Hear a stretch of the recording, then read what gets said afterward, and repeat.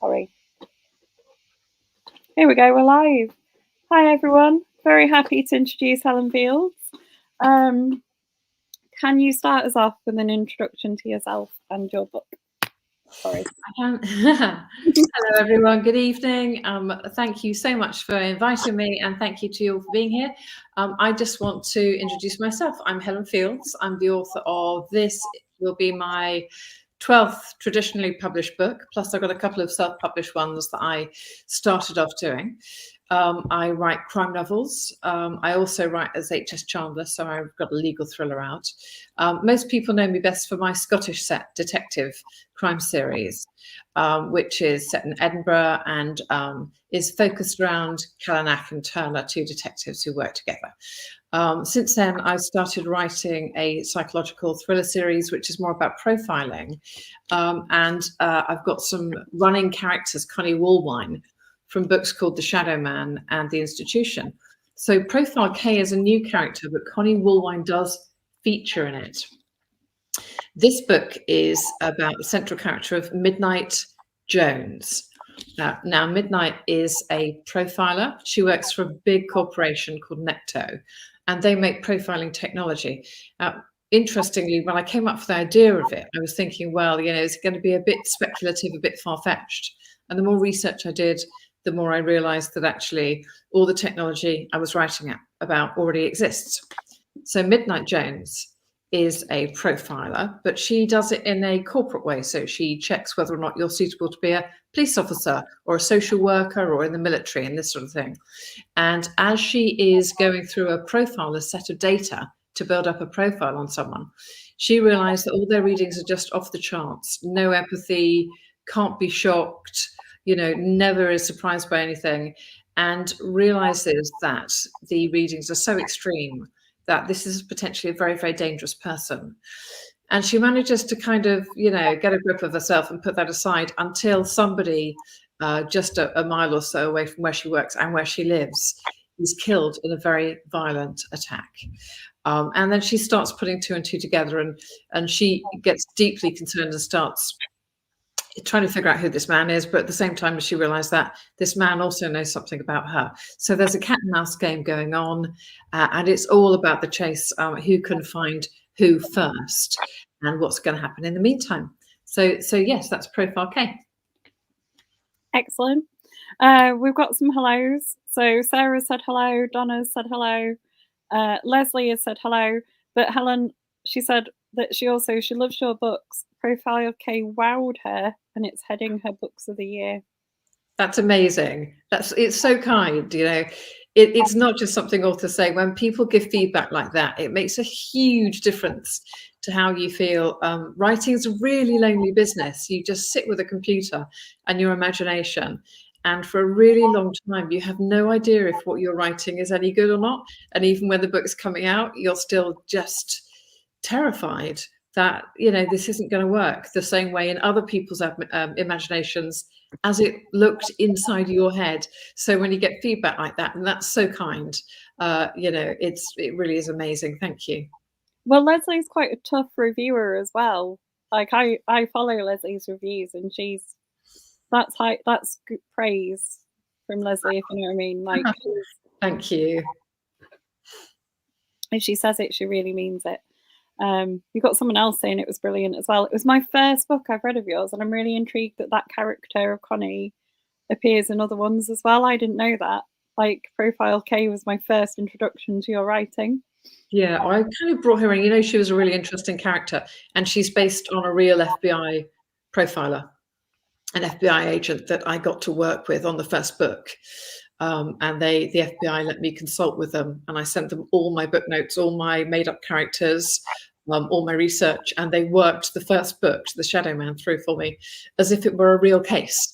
And I did so much work, I did so much research, and it was all so very, very real that I then, having intended only to write one book with Connie Wallwine, she became such a strong character that she made her way through into the institution and kind of plays a bit part. And I'm currently writing another Connie Wallwine book.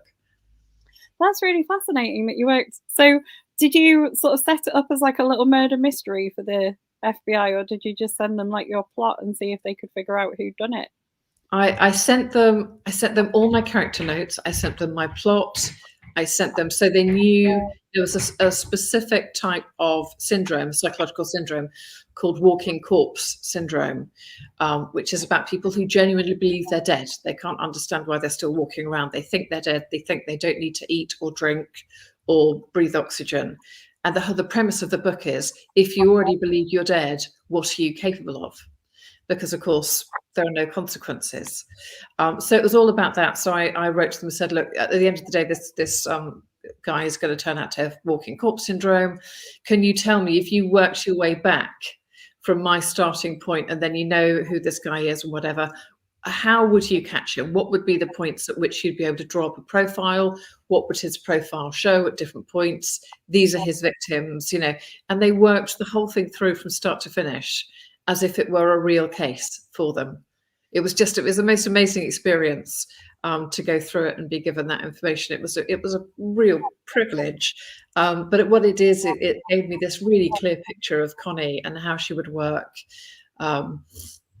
And obviously, there's a lot of imagination that goes into it after that as well.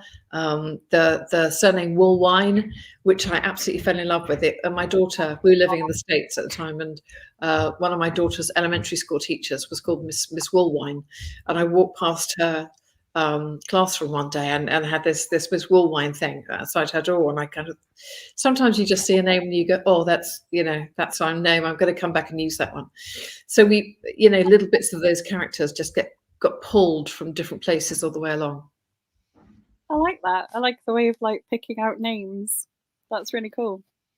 So often I think we get the character from a name, and for me, I think everyone does it differently. But I don't often have a good visual idea of characters inside my head. I can't see them very clearly. I can't see their faces. But for me, I kind of see my characters or feel them from the inside out. So I can see through their eyes, but I can't see from the outside of them looking back. Because they have you give your characters Midnight's a brilliant. She's a brilliant character, but I love her name. It's quite unusual, but I had to have a name because she's got the twin. I had to have a name that could have an opposite. So I was kind of looking at nouns. Midnight is a name. It's a very unusual one, but it is a name. It's used more commonly on other continents than Europe. But it also had to be a name that was relatively traceable, so it had to be quite an unusual name. And it kind of tied in with the kind of idea of the twins, sort of slightly hippie parents going off and disappearing and that sort of thing. And interestingly, actually, in spite of all the difficulties in the relationship, Dawn is very much the light in Midnight's life. So it had a little bit of meaning for me as well. It's quite a high concept novel, isn't it? Profile K. There's quite a lot of questioning of just people's personalities and what's right and wrong, and yes, a lot of ethics kind of throughout it, which is really interesting. But yeah, it is right, or it was very much about technology in the wrong hands. And I think we're all having that conversation now because we're all talking about AI. We talk a lot about social media. We talk about the information that big companies hold on us as social media users. And interestingly, of course, we've got the question this week over whether or not American government is going to ban TikTok. And so the information about how we use or how technology and data can be misused is a really live issue for all of us. And it's something that I wanted to pick up in the novel. So that's part of the concept of it, but it's also part of that sense of, we're all held to ransom to some extent or another. We're all scared to lose our jobs. We're scared to step out of line. Sometimes we're scared of the police. Sometimes we don't know who to trust. And if there's a lot riding on it, if you're supporting a family or a loved one, or you're the breadwinner or this sort of thing, the decisions that seem really simple, that seem very, very black and white, quite often aren't. So those are the two strands of the concept. Yeah, but I think the other clever thing about it is it sort of takes that, the sort of concept of using data and maybe science not always being used for the right purposes, but it also weaves in like a bit of corporate kind of malpractice and things, or just, you know, big corporations maybe not always being the most interested. Yeah, absolutely. And I think it's something I'm very interested in. I mean, there are very few big corporations that are genuinely run in any way for the public good. They are always at their heart a money-making machine. And and they're also shrouded in secrecy to a very large extent. From all our big corporations, we see what they want us to see. They have communications officers, publicity, all this sort of thing, and they present a face to us, which, unless you're working inside them, is very often not representative of their core values and what they want to achieve. So I've run a media company previously with my husband, and we worked for a lot of really big corporations. And it's a very different thing working inside of them and kind of seeing what really goes on than it is kind of, the superficial face that they show to the public. So I did take some of those experiences that I've had with really big businesses, and to kind of, slide some of it into the book. That was my follow-up question, actually, because in your author note you say that you've been inside these, and sometimes like some of this technology we think is really kind of far out is already being used.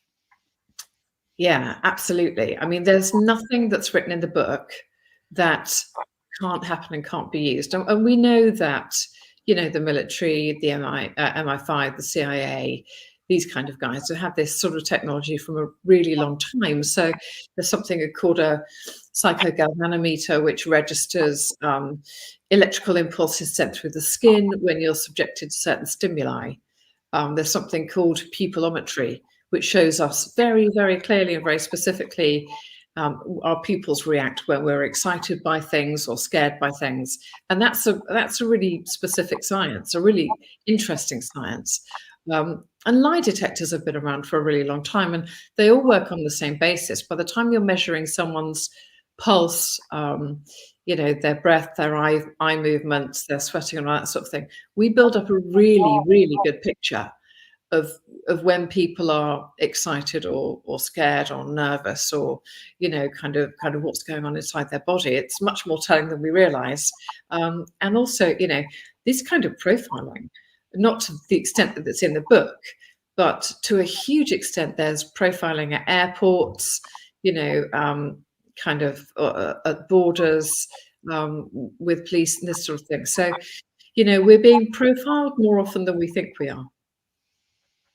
Yeah, I mean, some of it's like lie detectors and things are kind of in this sort of shady science, aren't they? They're not super accurate. They're not super accurate, but they do give us an idea. So the answer to it is that you can't say why people react in a certain way, but you know when they react. So for most of this technology, there's a stimuli and there's a response. The question is, why has someone responded in that very specific way? Most of the time, lie detectors can't be relied on in court because they are inherently unreliable and because they create stresses themselves. But what we do know is that the responses are caused by something. So we are able to read a lot of people's bodies and their responses. The question then is, you have to go into it, and that's when the kind of psychological profiling. So profiling is either kind of the body kind of profiling, that's just basic stimuli and responses. Psychological profiling is kind of applying what we know about the world and what we know about people, how people's brains work, and trying to figure out what's going on. You even build in little bits of kind of virtual reality things as well, don't you? In the story. So I kind of designed, what I had to do was kind of designed how I think this would work in practical. And actually, one of the things, I've got 3 teenagers, one of the things they love, they have a VR headset. And that's a really kind of fascinating thing to put on. And because it's amazing in how many seconds your brain stops saying, oh, look, I'm seeing footage. and it starts going, oh, you're in the middle of something that feels real. There's an absolutely brilliant little bit of software whereby you put on the VR headset and you're deep in the ocean, stood on the ocean floor, and there are sharks coming in. And actually, it takes about 10 seconds before you're turning around and getting freaked out and kind of wondering where the next sharks come from. So it's amazing how fast our brains just really shut off and immerse ourselves. Our eyes are an incredibly powerful tool, more I suspect than any of our senses. And what we see with our eyes is what our brain focuses on, and it's what our brain believes in the moment. So it's quite interesting. So yes, I had to kind of develop and build my own technology for how this would work, but very much really based on a kind of VR headset model. I'm one of those people that kind of hopes that VR never takes over. You know, so do I. And it's a funny thing I was saying this week, that what's really sad now is that so many adverts for, oh, you know, come to London for this new big experience, but all you're doing is walking into a warehouse and you're all just putting on a mask. So that idea of it being more important to go outside, to experience the world through nature, to experience the world through touch and firsthand, and that sort of thing, that is taking a bit of a back seat. And you do just wonder where it will end up, because you know, Google Glasses are coming. They're going to be the sorts of things that they say wear them all the time, so you can interact with everything all the time. I personally think it would be a disaster if we were all connected all the time, because there's a lot to be said for switching off and having your own brain space. Leaves out a chunk of people as well. I'm epileptic. I can't use VR. I literally put it on for about a second and feel sick. Yes. Yeah. No, it's really strange. I mean, the technology is changing really dramatically, and I think 10 years from now, VR will be a very different experience. That is, you have to remember we're in, you know, in the equivalent of VR, we're in the early days when we had internet, and you would have to kind of plug your phone in and dial up the internet. So that's where VR's at. But give it a decade, and VR will, you know, seamlessly kind of mix in with real world experience of as we experience the internet now. I'm not sure that's going to be a good thing at all, but I know that it's coming. Yeah, this is what worries me. I hope it doesn't, because it's just not going to be friendly to me if it does. But so going back to the book, when I was reading it, the entire time I was reading it, I was feeling like it was like a huge kind of, almost in my head, it was like a huge big budget kind of movie that you would go and see at the cinema, like you know, something like The Firm, or you know, a good speculative thriller. Like I was like, this is like, I can imagine this. Like I can imagine going to the cinema to watch this. Have you had any kind of media interest? I haven't yet. I'm talking to a media company about one of the other books at the moment. So we're kind of negotiating, and that features somebody from Profile K. I can't talk about it too much because I'm not allowed to at the moment. And that would mean that character's timeline was kind of had been soaked up by a media company, which might mean that, you know, we revisit Profile K through that character at a later date. It's really interesting, the TV thing, because so many books get optioned for TV or film, and they do just tend to sit there on a shelf and nothing happens with them. And you get this burst of excitement to start with, and then kind of it just, you know, dries up and disappears. And there are no guarantees, because sometimes a project gets started and doesn't get finished, or, you know, a script is made, but you know, it doesn't, for one reason or other, doesn't come off. So you know, we're waiting to see on the other one, and hopefully that will then lead to news about Profile K. Great. It's very rare that I read like a book and just think this is, I don't mean, like I can imagine going to see this. I could take my like mister and be like, let's go watch this at the cinema. It's going to be really good. I hope so. And I have to say, I wrote it in quite a visual way. You know, sometimes with a book, as you're writing it, you kind of see it before you write the words down, and it's very much that kind of thing. I think partly it's because, the subject matter is very current. So there's quite a lot of talk about it on the media. There's quite a lot of discussion and programs about what the near future is going to bring in terms of technology. And I think there's that thing about big corporations, which is that they are very fertile ground for using as a backdrop for thrillers. That kind of sense that you never really know who the good guys are and who the bad guys are. So Connie's a recurring character through 3 books so far. Yeah. Is there a plan for like Midnight or Connie to reappear in like another book? Yes. So I'm currently writing. I'm halfway through writing my 2025 book, which means Connie will be reappearing. She'll be reappearing in Edinburgh, actually, where I've set some other books and going in to consult, but she's the main character. And I very much suspect Midnight will pop up in that as well, very briefly. I don't want to say too much because it will ruin the end of Profile K. But yes, I think I hadn't anticipated that. It's funny how you don't plan those things. Yes, Connie's definitely not done yet. She's such an interesting character to write. And she has a sidekick who doesn't appear in person in Profile K, but her sidekick is Brodie Barder. Connie and Brodie make a great team. He's a kind of old Etonian, very stick in the mud, typical English. And of course, Connie is in her kind of mid-30s, American, kind of sarcastic, very quick-witted. And so the two of them play off against each other really, really well. Yes, so they're definitely coming back next year. Excellent. And can you give us any hints about the books that are in Edinburgh, apart from it being in Edinburgh? Yes, I can. That is a book that, I'm going to have to be really, really careful. I'm still writing it and I don't want to give too much away. So it's set back in the Major Investigation team, who featured in my longer running detective series. So it's got a couple of those characters. It's got a couple of the Connie Wallwine characters. And I've written a character previously called Sergeant Lively, who's a great character, a very earthy Scot who is incredibly funny, but really coarse and crass and difficult to live with and rude to everyone. And it sees him fall madly in love, which is really nice. I love making my difficult characters fall madly in love. So I get to go back to him, and that's lovely to write, because what it means is I get to revisit a world I've already made and that I was slightly missing.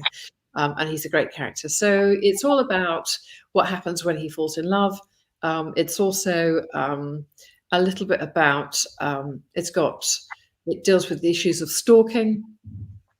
And it deals with a series of different murders that it seems almost impossible to connect. That's what I'm going to say for now, because I don't know how it ends yet, which is terrible. I can't tell you how it ends because I don't know. It's fine. We wouldn't want to know anyway. We don't want any spoilers, so that's all good. I was going to ask you about your previous series and how it felt jumping from, because like a police procedural is kind of almost like a safe world to write in, isn't it? It's got like set rules and things, to writing like the like more psychological thrillers. What's the differences? Like, what are the different challenges with those? Because I feel like it must be quite hard to build the tension with that quite small group of characters that you have. Yeah, so I think the one thing that all my books have in common that I'm very keen on writing about serial killers, but I'm making sure that I write something from their perspective, so that the interesting bit of the books is very much getting inside their heads and seeing some of the world through their eyes, and also making sure that those characters are in some way nuanced. It's really important, I think, to write realistically and to understand that these people aren't in any way easy to predict or easy to see. If real serial killers or really dangerous people were obvious to spot on the street, they would be less scary, because it would be like looking at a clown. We'd be able to just look at them and go, I know what that is. I know what that face belongs to. So I write about serial killers and killers really from a perspective that you never know entirely who the bad guys are. So to that extent, that's what they all have in common. Police procedurals are interesting because of the internal conflict that they have. I was given some really interesting advice when I was starting to write that first. Perfect Remains is the first book in the series. And I went to a writing festival and was told by an editor that they were not looking for any more stereotypes. They weren't looking for, the kind of elderly statesman type detective, or the detective whose wife had been killed under suspicious circumstances, or the detective who was an alcoholic and drove a classic car. That they were, very much beyond that and look of something new. And I kind of walked away and said, right, what's the absolute opposite of this? What's the character I can find that defies the current stereotypes? So I made him this incredibly good-looking former Interpol agent, half French. His mum's French, his dad was Scottish. And I wanted to make him good-looking, but not in the way that was a positive, in a way that had ruined his life. So when he's at Interpol, because he's so good looking, I mean, beyond what you would normally think of good looking, to the extent that it's ruined all his relationships. His male friends don't want to go out with him in the evening because every girl they meet doesn't look at them, they look at him. And girlfriends don't want to be like his girlfriend because they always feel like they're kind of, second best, this sort of thing.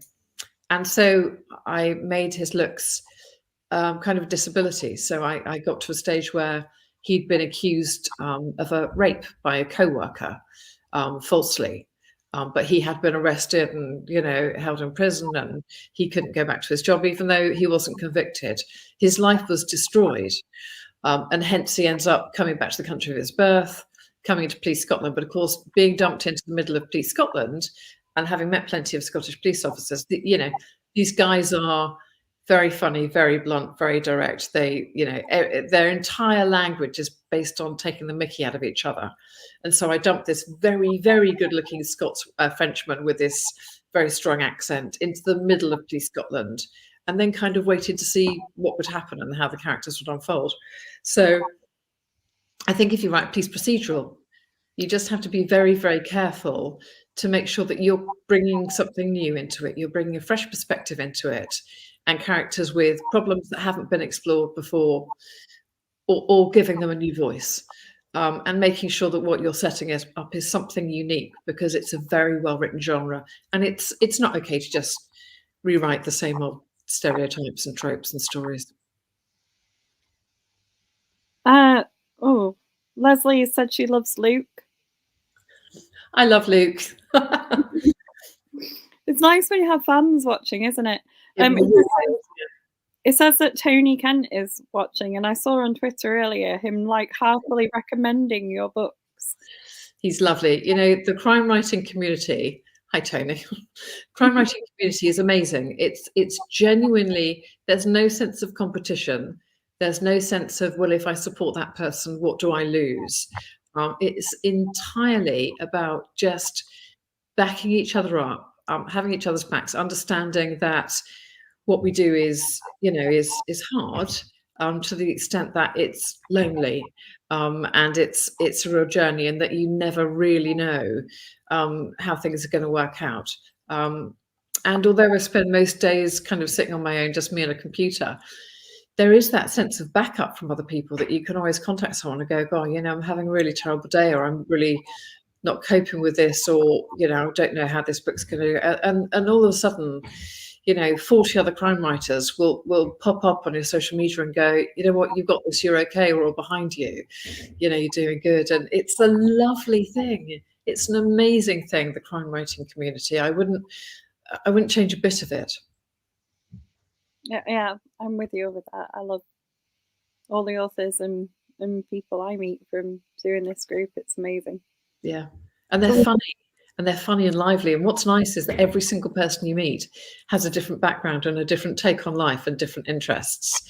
And we've all managed to converge on this one kind of slightly weird thing, which we all decided to sit down and write a book in the same genre. But every single person that's involved in it has their own different skills and personality and background. It's endlessly fascinating. And helpful, because sometimes you meet people who have something that you can use for research as their background. Yeah, absolutely. It's incredible, being able quite often to go online and go, hey guys, I need to know about, palm trees. How long do they live? And there's always someone who's going to pop up and go, oh no, I know about this. And there are plenty of police officers. I mean, Tony's a current barrister, and I was, but also swapping stories, swapping kind of war stories. That's endlessly fabulous, and it's why going to crime festivals is so nice, and being able to actually sit down with people, and even people you haven't met yet. You've got enough of a connection with them that it feels like you've known them for ages. How do you one of the questions I wanted to ask you after reading the book is, there's some quite dark, without giving away any spoilers, there are some quite dark moments Yeah. in there. How do you deal with that? Like when you're writing it, do you need to like have a moment when you finished, or? Yeah, definitely. I mean, I write fairly dark crime, darker than I guess a lot of my contemporaries. To an extent, I worry about justifying it to myself. So one of the things for me is making absolutely sure that I'm rooting the tougher stuff that I write firmly within the story, and that it's not kind of a gratuitous layer that I've added on top. And so the questions are always, is it necessary for the story? Does it, take the readers on a journey from A to B? Or is it just is it just like, shoving icing on top of a cake for no particular reason? It has to add another dimension or flavor or something like that. And for me, it's always the case that I should be affected by any violence I write. It doesn't matter whether it's to a woman or a man or however old they are. If I'm, as a writer, if I'm not really affected, genuinely affected by what I write, then I've written something wrong, or it shouldn't be there, or I've gone into it too lightly. And quite often when I write those really difficult scenes, I end up really, really upset, but that's the right thing, because I don't write them lightly. And if I'm not upset by them, my readers won't be upset. And I don't write them, it sounds terrible. I don't write them in order to upset people, but I do write them to give some validity to what I'm saying is happening. My experience of victims of violence is that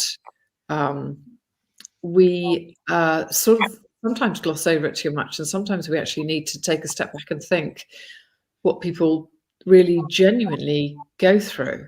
And I don't shy away from that. I make no apology for it, because I actually think it's more of an insult to say this terrible violent scene is happening. I'm just going to gently shut the door. That's not my problem.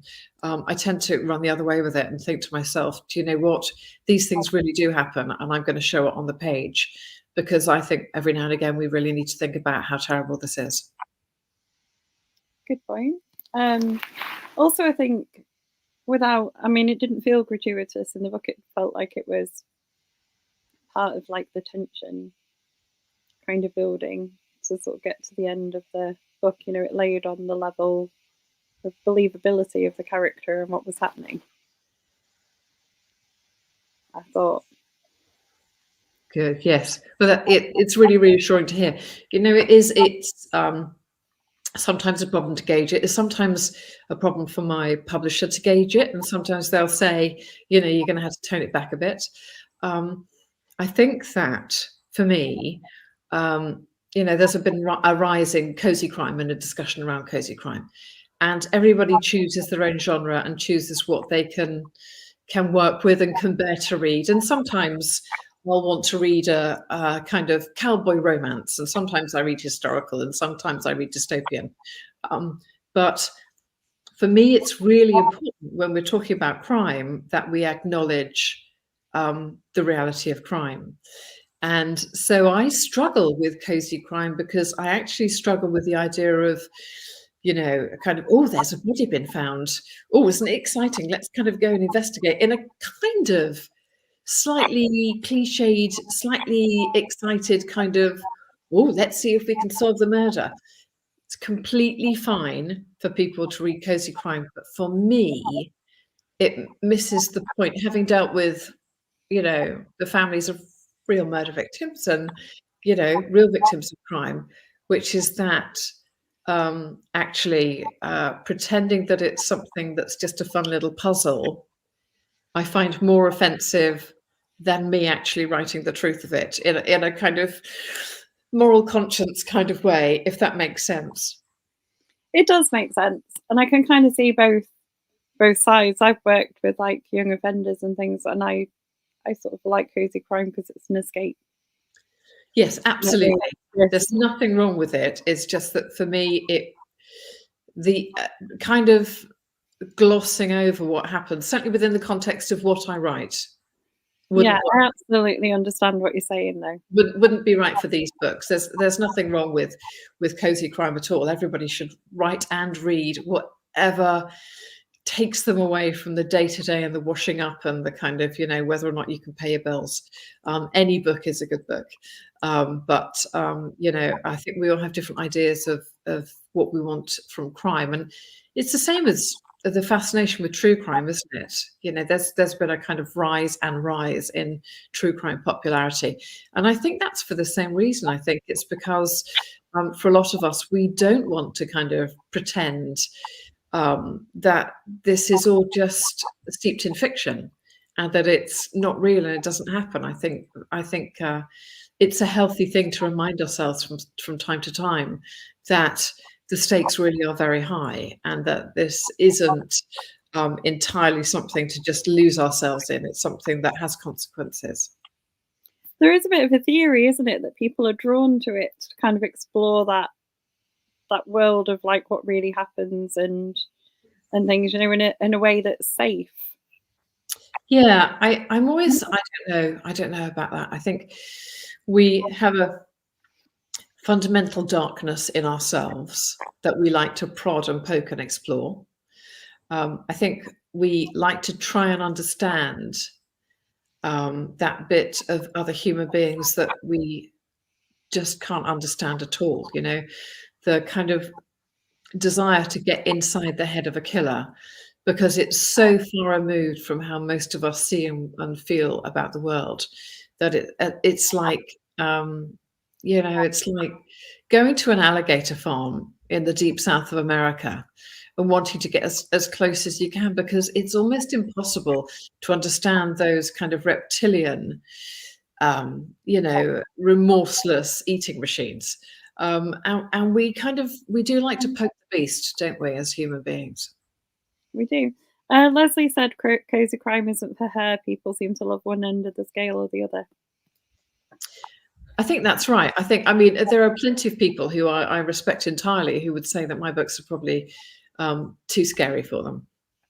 And I have the greatest of respect for that. I think especially if you find these books triggering or difficult to read, that sort of thing. But for me, there are certain genres I don't read because I don't find it fulfilling or I don't find it interesting enough. So I think we all have limitations. It's not always that things are a step too far. Sometimes it's that things aren't a step far enough, and it just doesn't kind of doesn't really kind of grip us in the way that we want to be gripped. You've been asked by Sarah if you've got a favourite author. Oh, it's a tricky one. I'm a huge fan of Margaret Atwood. I love her ability to see in the future. I love her ability to cut away at the bits of reality and just leaving the core, those little core little pieces that actually are going to end up being incredibly important. She is such a forward thinker. And being able to take all of that and still be entertaining as well, that's amazing. I read really diversely. I read tons of historical. In terms of crime writing, Christopher Brookmeyer has always been one of my favourite crime writers. I absolutely adore his stuff. He's one of the very, very few people who can be truly laugh out loud funny while he writes crime, and that is quite a gift. Jane Casey was another amazing crime writer. Absolutely adore her books. Honestly, probably too many to mention, but then I'll kind of, happily go back to the classics and be reading a bit of Thomas Hardy, that sort of thing. So, I mean, quite often if I'm in the middle of writing, quite a heavy crime novel, I read anything but crime. So I have to throw my net quite widely, just because otherwise I end up reflecting other people's writing voices in my own. And then I kind of start doubting my own style. So when I'm in heavy writing mode, I have to just make sure I'm reading something that's totally different. One of my treasured possessions is a signed Margaret Atwood book. You got a signed one. I am super jealous. That is absolutely amazing. Do you know, for my birthday, which is just after Christmas, my husband did this amazing thing. So I'm a huge Stephen King fan, and I have been since I was, 10. And a photographer, a really famous American photographer, who had done loads of celebrity shoots. And this is going back sort of 30 years, went to Steve King's house and took some really famous photos of him playing around. He was at his desk in the studio, and he took a sort of photo, and that was her photo. While she was there, he signed her a book. And my husband managed to get hold of that book in an auction and get it for me, together with some of the prints of the photos she took on the day, and a validation certificate, and then put together a whole little video about how he got the book and where it was from and who she was and the importance of her life and all the different people that she'd photographed, and put this whole thing. And I've now got this beautiful book that Steve King signed for this celebrity photographer with a copy of the really famous photo. And it's the only kind of really historic signed book that I own, and I've got it in this little miniature safe with a copy of the video and everything. And it's an amazing thing. Books leave echoes of the time they're written in and the people who wrote them and the people who are around. And that echo stays through just decades and decades and decades. And we never really know the impact a book will have until years and years after it's been written. That's why it's good to go back and reread your favourite books as well, I think. It is, then they mean different things to us at different stages in our life. I love going back to books that have real complexity, and because you always see something different. And books that we reread, books that we come back to, are our old friends. They are a source of comfort.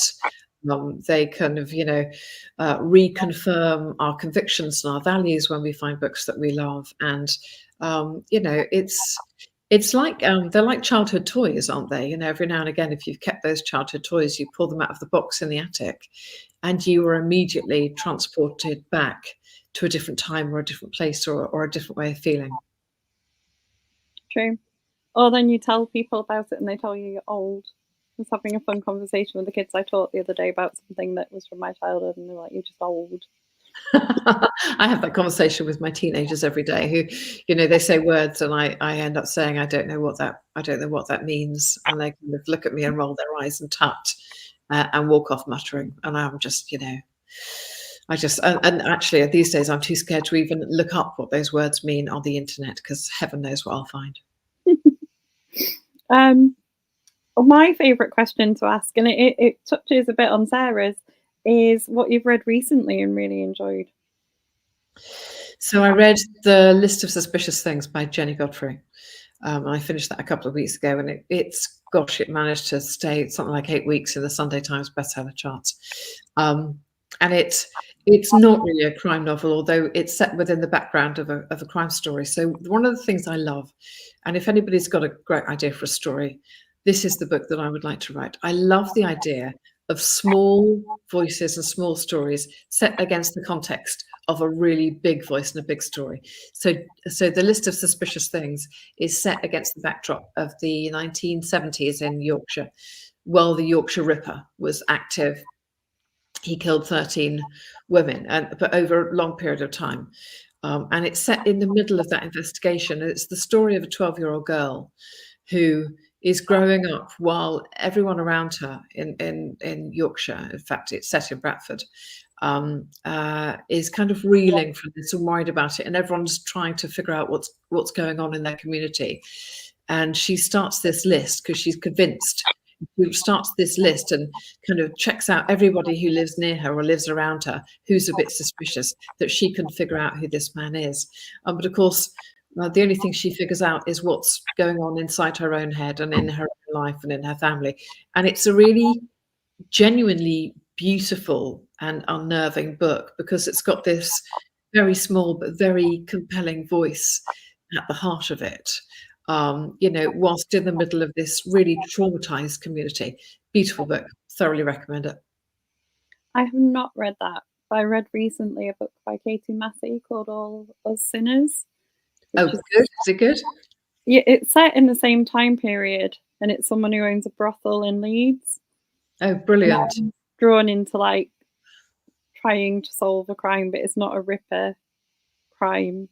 And I didn't think I live in Leeds, and my parents, my dad's from Leeds and remembers the time. Yeah. And they were living there at the time. So I was like, it's too close. I don't know that I want to read about that. Like, yeah, it was amazing. Like, the more I think about it, and when I talked to her about it, the more I talked to her about it, I was like, the more this book is like worming its way into my head. That's an amazing experience, isn't it, when books do that? Because it's the ultimate testament to a writer being able to completely suspend your disbelief. When a book is in your head like an earworm song, that it just keeps kind of echoing and echoing and invading your thoughts, then you understand the skill of the writer. Yeah, and it was like one of those, as I processed it, the more I processed it, the more I had thoughts about it. Yeah. Sounds very similar to The List. Yes, absolutely. Yeah, exactly. Yeah. Going back to your book, Sarah is saying that Profile K was her first book of yours, but she's added all your others to her TBR list. Oh, that's really nice. Thank you very much, and I hope it works going backwards. It's a lovely thing when people find you, and I have to say I love doing this. If I find an author and read a current book, and then that I love enough to go back to that author's backlist and read other things, it's amazing because it's just like Christmas, because you find this voice that you love, and then you find that you've got lots more to read, and it's really nice because you know that you're not going to get stuck for a while to things to want to go read. But it's lovely when people say that to me. It's a real bonus because it means that narrative voice has really worked. That it's something that people feel comfortable reading. So if someone's done a me or a Sarah and come to Profile K first, yeah, and now wants to go and explore the rest of your work, where would you recommend that they go to next? You can really go to two other places. If you like the idea of the Scottish series, I would go back to the start of that, to Perfect Remains, and then work your way through the Scottish series. If you don't want to do that and you'd rather stick with a sort of Connie Wallwine profiling thing, I would go to The Shadow Man and The Institution. And there are a couple of others. If you want something completely different by me, I've written a legal thriller in the name H.S. Chandler called Degrees of Guilt. And I wrote it when everyone was talking about coercive control. And it's all about a woman who is on trial for attempting to murder her husband. And it takes place in two parts. It takes place both in the trial, during the trial, but then it's split in with a split timeline, and you see everything that led up to the trial. And you have to wait until the very end to see exactly what happened and whether she's guilty or not. But then what will happen at the very end is, if you go back and read the first chapter of the book again, everything will suddenly make sense. It was great fun to write, really good fun to write, but really close to home, really, really compelling, because it was very much writing this story of this woman who had just lost everything, lost her family, lost her friends, lost touch with herself, lost all sense of self, in the middle of this terrible relationship, and then is driven to do something really, really serious and stands trial. It's also the story of the jury. I love doing that. So the other perspective you get is a perspective of the jurors who are watching her trial go through. So it was good fun, and I was obviously able to really draw on kind of my experience of being a lawyer. So yeah, that was fascinating. So if you want something completely different from me, then that's the alternative. That does sound really good as well.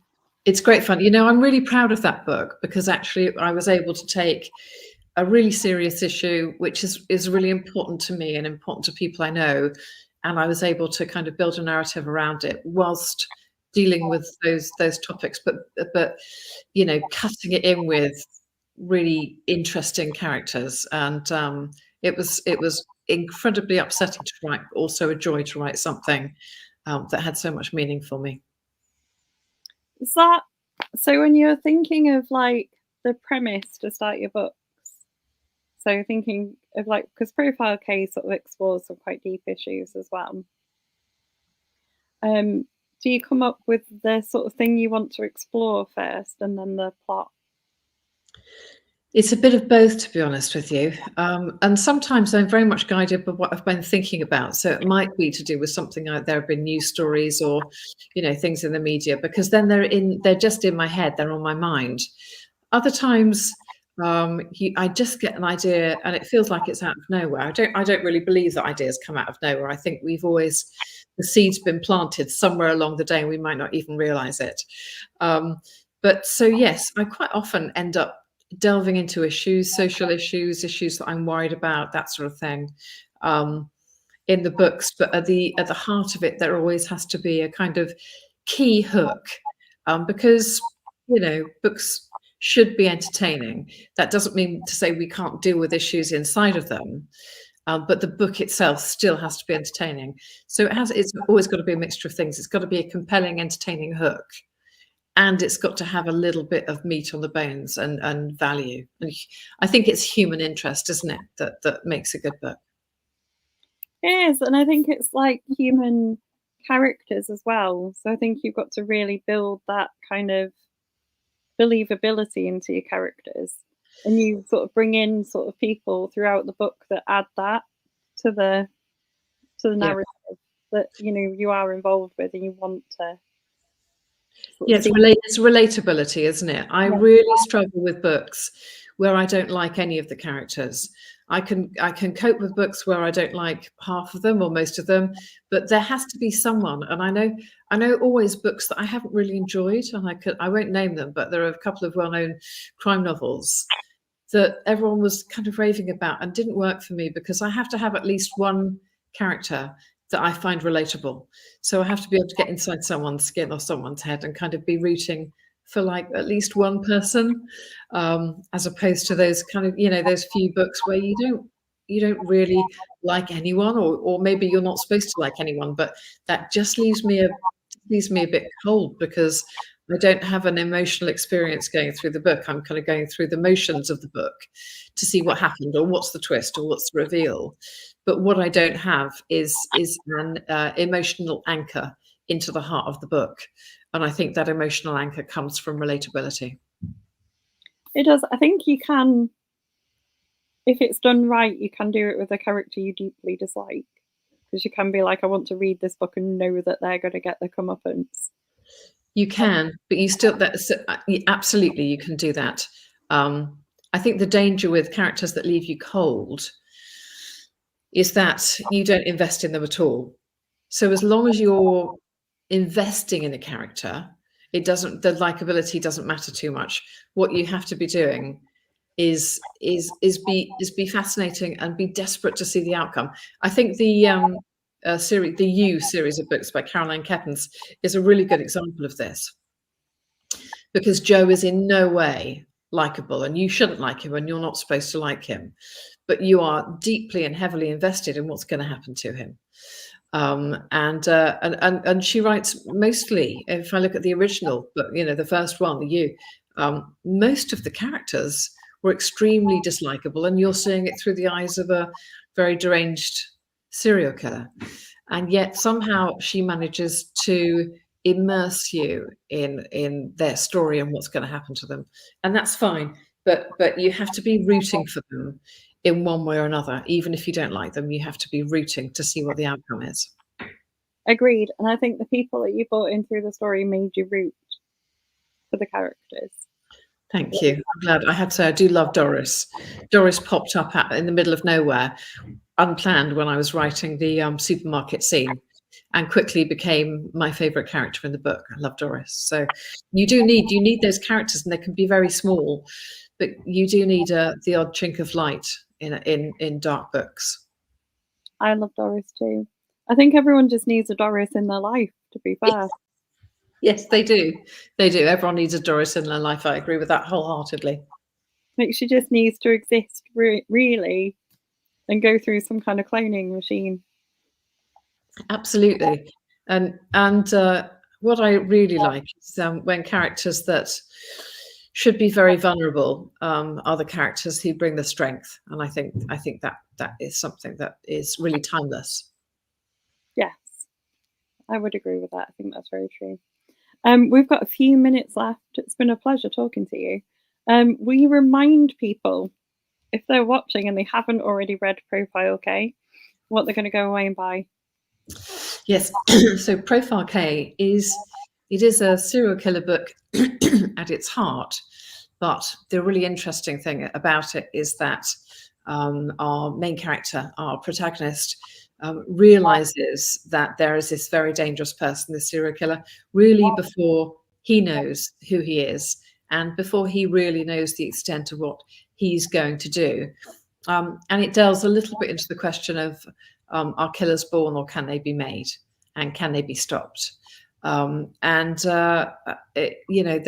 two timelines. So we do see the killer's childhood and his past, and it's an interesting exploration of just how he came to be what he is in his present life. And he is not by any means the only bad guy, and that was the fun thing to read about this book. So there are all sorts of levels of antagonists in this book, and bad guys, and people who you think should be the good guy letting you down, and people who seem to be nothing turning into something really important. And so it's one of those books that you're never quite sure if everybody is what they seem until the final chapter is finished. Perfect summary. Leslie's also said the Perfect series is excellent, as is The Last Girl to Die. Thank you. Yes, The Last Girl to Die is brilliant. It's set on Mull. It was really good fun.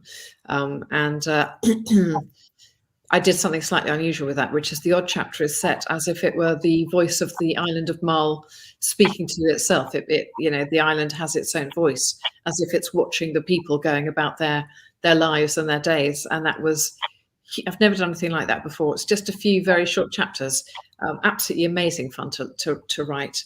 And I did get to visit Mull in detail and spend a lot of time, traipsing around, looking at all sorts of ancient standing stones and things like that. So that was great fun. But thank you for mentioning that and for talking about the series. I'm very much rooted in my Edinburgh characters, and it's a source of real love for me.